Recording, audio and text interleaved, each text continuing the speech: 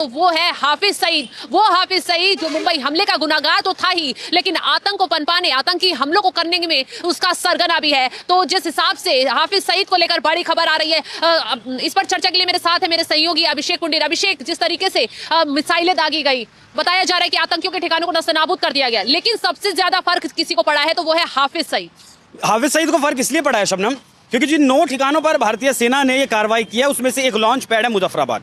मुजफ्फराबाद अगर आपको याद हो तो एयर स्ट्राइक जब पिछली बार हमने किया था तब भी हमने मुजफ्फराबाद को टारगेट किया था, तब भी हमने मुजफ्फराबाद को तबाह किया था। लेकिन इस बार मुजफ्फराबाद में और पहले के मुजफ्फराबाद में अंतर ये आता है कि लश्कर तैयबा का जो टॉप कमांडर है, मतलब हाफिज सईद, उसका जो बेटा है तलहा सईद, वो इस कैंप को चलाता था। उसके साथ यहाँ टॉप 5 कमांडर रहते थे, टॉप 5 कमांडर इसके साथ यहाँ पर रहते थे। और जिस तरीके का हमला किया गया है उससे ये साफ है, क्योंकि वहाँ की जो दीवारें हैं वो खून से सनी हुई हैं, लाशें बिखरी पड़ी हैं, एम्बुलेंस लगातार वहाँ से निकल रही हैं। तो कैजुअलिटी आप समझ सकती हैं कितनी हुई। मुजफ्फराबाद इसलिए भी ज़रूरी हो जाता है क्योंकि पहलगाम हमले का जो मास्टरमाइंड था अब्दुल रहमान, उसके बारे में भी जानकारी यही है कि उसे भी तलहा सईद ने ही ट्रेंड किया था और वो भी मुजफ्फराबाद में था। मुजफ्फराबाद में जितनी मेरी जानकारी है, सूत्रों के हवाले से जो खबर है, 90 से 120 तक आतंकवादी इस लॉन्च पैड में मौजूद थे। यहाँ तलहा सईद अपने टॉप के 5 कमांडरों के साथ मौजूद रहा करता था। मतलब लश्कर तैयबा में सबसे पहले नंबर पर था आपका हाफिज सईद, दूसरे नंबर पर आता था तलहा सईद, और उसके नीचे के जो टॉप कमांडर्स थे उनके साथ यहाँ तलहा सईद रहा करता था। ये अब तक जानकारी सामने आई। उसके जो तलहा सईद के नीचे के जितने भी टॉप कमांडर हैं वो सारे हलाक कर दिए गए हैं, ठीक है। और इसके बाद तलहा सईद भी मारा गया है इसमें। हालांकि इस चीज की पुष्टि अब तक नहीं हुई है कि तलहा सईद मारा गया है या नहीं मारा गया, लेकिन सवाल ये उठ रहा है कि जब उसके टॉप 5 कमांडर मारे गए, पहलगाम का जो मास्टरमाइंड था वो मारा गया, तो तलहा सईद आखिर कैसे बच सकता है जब तलहा सईद भी हमले के वक्त यहीं पर मौजूद था। ये बहुत बड़ी खबर है। और यहाँ ये कैंप इसलिए भी ज्यादा तबाह हुआ क्योंकि इनका जो हथियारों का गोदाम था वो भी मुजफ्फराबाद में था। मुजफ्फराबाद एक बड़ा लॉन्च पैड है और इसलिए हथियार भी ज्यादा होते हैं। जिस वक्त हमला हुआ तैयारी में था ही, पाकिस्तानी सेना भी तैयारी में है और पाकिस्तानी आतंकवादी भी पता तो था ही कि हिंदुस्तान हमला करेगा, हिंदुस्तान बदला लेगा। इसलिए हथियारों का जो जखीरा था शबनम, वो भी बताया जा रहा है कि यहाँ बहुत ज्यादा था, इसलिए यहाँ पर नुकसान बहुत ज्यादा हुआ है।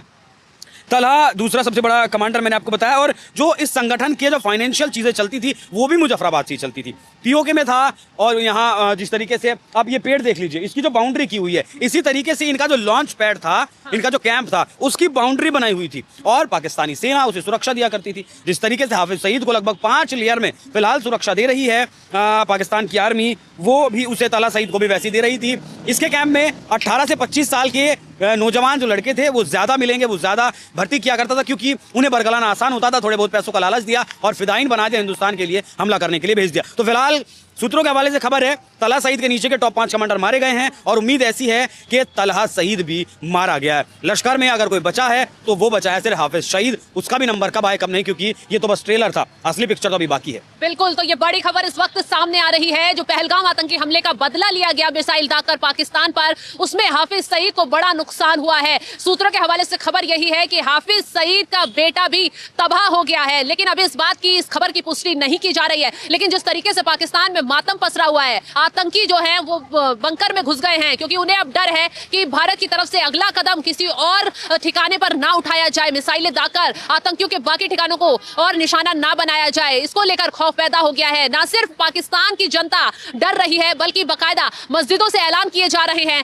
कि आप लोग जो है घरों से बाहर ना निकलें, अगर नमाज भी पढ़नी है तो अपने घरों में ही पढ़ें, सुरक्षित जगहों पर रहें, बाहर निकलकर ना कोई प्रोटेस्ट करें, ना ही सरकार पर अभी फिलहाल के लिए सवाल उठाएं। तो पाकिस्तान में इस वक्त जो है काफी हड़कंप मचा हुआ है, काफी हौच पौच का माहौल बना हुआ है। लेकिन आतंकी हाफिज सईद को लेकर जो इस वक्त बड़ी खबर आ रही है वो यही है कि वो इस आतंकी हमले जो हुआ था पहलगाम में, और सबसे ज्यादा जो यहाँ मुरिदके है उसको लेकर कहा जा रहा है कि मुरिदके में ही पहलगाम आतंकी हमले की साजिश रची गई थी, पूरा रोड मैप वहां तैयार किया गया था। और सबसे ज्यादा तबाही जो भारत की मिसाइलों से मचाई गई है वो लश्कर तैयबा के कैंप मुरिदके में ही मचाई गई है। इसीलिए हाफिज सईद की धड़कनें सबसे ज्यादा